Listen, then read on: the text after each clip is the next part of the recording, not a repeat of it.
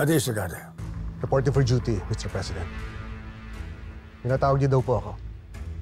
Yes, Sagade. Ricardo, traitor ka ba? Tapat po ako sa tungkulin ko.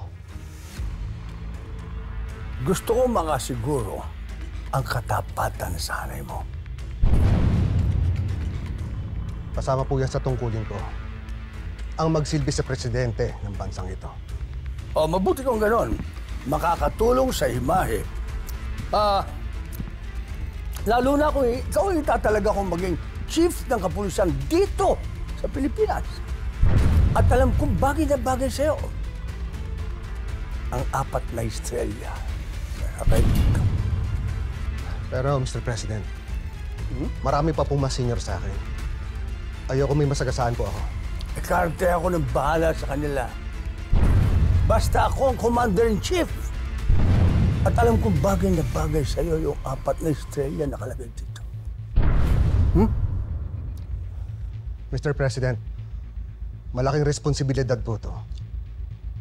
Pag-iisipan ko po muna. Alam ko naman eh. Alam ko naman. Pag-isipan mo, pero alam kong hindi mo ako bibiguin. Umaasa ako sa'yo.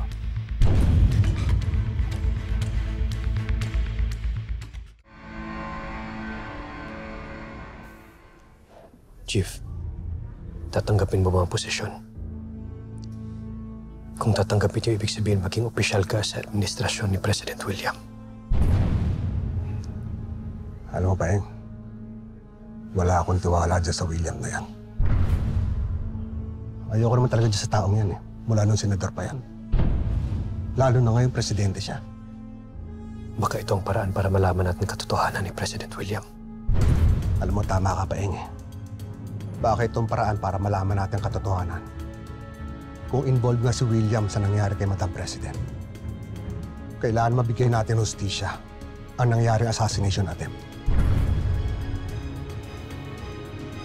Yes, Chief.